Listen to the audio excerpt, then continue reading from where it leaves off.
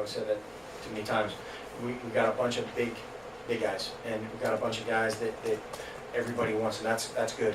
It's whether you got the outside linebacker, tight end, the receiver, DB, tailback, DB, all that stuff, or O-line, D-line, outside linebacker, all those things. There's just more to choose from, and guys compete we'll get them out there in kind of some multi-purpose drills in the spring, and certainly obviously the majority of these guys in fall camp, and see what they can do. And they pick that position initially. It's completely up to them. And after the first cycle, we'll go through it, sit down and go, hey, here's where we're at. Stephen Alexander. Mark, as far as just critiquing your performance as a head coach and the assistant coach's performance recruiting-wise, how would you critique it, and how do you feel like the staff did in general? Let you know in 2 to 5 years. I love our staff. Again, there's a lot of guys that could be in other places, and they have been phenomenal. And piggyback on the last question is if we can get our guys here, if we get guys here to visit, and that's why we talked about the early signing date and all those things, and how that will shake out, I don't know. But if we get guys here, we got a shot. A lot of people want to visit. They might not be the right people, and that's kind of one of the hardest things to filter out on the front end. But as far as we sit here today on signing day, very, very proud of how these guys have done and the class that is signed. Oscar Meek over this direction. Mark, what did you know about Fotu before you saw his viral video? And apparently he doesn't have a cell phone. How do you go about recruiting a guy if you can't call him? Love that. We love any guy that doesn't have Twitter or a social media account or a cell phone. Go old school. But yeah, it was weird. He knew a couple people in the department and became kind of this myth, before we saw the tape. And then once we saw the tape, we were like, okay, something has to be wrong with this. There's got to be an academic issue or something. And I think the more that got out there, and the more everybody found out everything else about him, that's why he took off. He was one of the most highly recruited guys in the country over the last couple of weeks. Justin. Mark, was the topic of the full cost of attendance a conversation that you had with this class of recruits, and how do you think that's going to start to factor into the conversation with recruits in the years to come? Yes, it was a topic of conversation with some guys, and I think we're in a place where we're very fortunate that we can do everything possible. From a legality standpoint, we can budgetarily handle every possible thing for all of our student athletes, and that's a huge deal. Obviously, something that comes up a lot, again, because we have guys from a bunch of places, is, hey, how do I get there? And we talk a lot about how our team, our current roster manages that. But we are certainly in full support of everything that we've done initially, both as what's the right phrase now? 5, autonomous 5, or fantastic 5, or whatever it is, of supporting these guys in any way we can. Jake. Coach, way too early projection. How many of these guys do you see contributing as freshmen? 14. Really? Why not? Okay, Matt. When you first were hired, it was pretty rare for you guys to sign one guy from the South or from Texas, and now you've got 5. What has led to you as a staff to go in there and be able to pull guys at that high of a number? I think part of it obviously is just kind of the Oregon brand, and as that's grown, the Pac-12 recruiting footprint is the world now. There's guys from Europe, there's guys from Australia, New Zealand, whatever, all across the country, and we'll go anywhere. And then part of that is relationships. We've had a few guys, Matt Lubick, John Neal, a couple of other coaches have long-standing relationships in the South, and if it's the right guy, we'll certainly try to recruit him. Jerry Allen in the back. Back here, Coach. Are the recruits you're recruiting now more physically and mentally prepared to play at this level right away than they were, say, 10 or 20 years ago? That's a great question. I think there's a couple guys that Tyrell Crosby jumps to mind, Cameron Hunt jumps to mind. Ideally, those guys coulda, woulda, shoulda, redshirted, type things in terms of development. By the same token, whether it's from depth or, man, hey, we see this guy in a couple years growing into this, and they're maybe too good at that point not to play. Sometimes that's by necessity. Sometimes it's not. I think physically, there's a lot of arguments that we've heard and have been made about the athleticism and the size of this class and all that stuff. But now you get into the mental part of it, and the psychological part is probably even more important.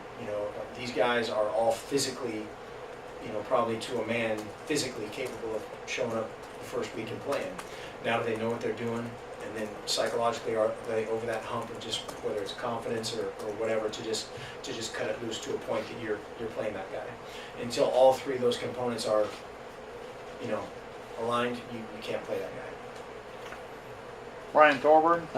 Two quick ones. Is Marcus's brother going to walk on at Oregon, and was it just a down year for D1 prospects in state this year? I need to find out if I can comment on that. I think that I cannot on the first part. I need to find out on that. And then the second part, again, luck of the draw.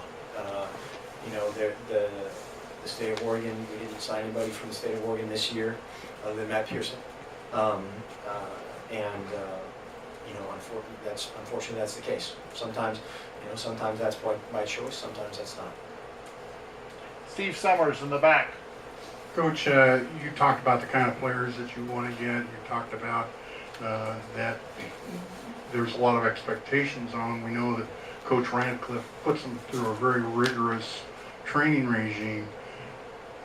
Did you ever run into players, particularly some really high, big name value players that sort of, saw what you had to offer and said, gee, I don't want to get involved in all that?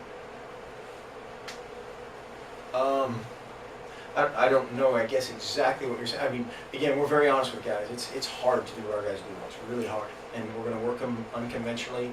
And as I said earlier, we're going to support them unconventionally. And it's not for everybody.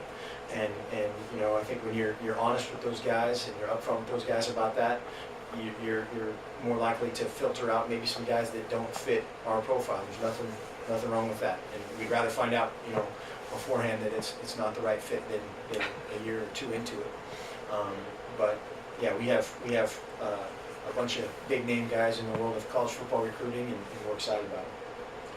Stephen Alexander. Mark, how important is it for recruits in terms of a school's ability to get them to the next level and into the NFL? And what do you tell recruits about what Oregon can do in terms of getting them to the next level? Well, yeah, I mean, that's certainly, again, the type of guys that we're recruiting, that's certainly on their mind. Whether it's first and it's really second, or it's second and it's really first, or whatever I said opposite there, that, it's absolutely on their mind and should be. Hopefully every guy that we're recruiting has that, long-term ability and commitment to seeing that through. And, over the past several years, we've put more guys in the NFL than anybody in our conference. And so that's a legitimate results-based conversation that we can have and look guys in the eye and know that what we've done, our coaches on this campus have done, and certainly as you said or somebody else had recently said of Coach Rad, Coach Cam, you can go back forever and those numbers get very favorable. I have to wind this down after a couple more. Matt? First to clarify, did you say Alien was coming in as a center, or he could maybe play center? We have every one of our offensive linemen, when we bring them in, they try out essentially to see if they have that just a natural ability to snap and step, and he will definitely be one of those guys. He's an athletic guy, can bend, but we will anybody that's an offensive lineman, we try that on day one. And then obviously you like the guys that you signed, but was there a position or two that you felt like you maybe wanted to get one more guy for depth purposes? For depth purposes of we're going to probably, and there's no scoop to be had here because we don't know who it is yet, but we're going to probably transition at least one guy from offense to defense in the secondary, possibly two guys.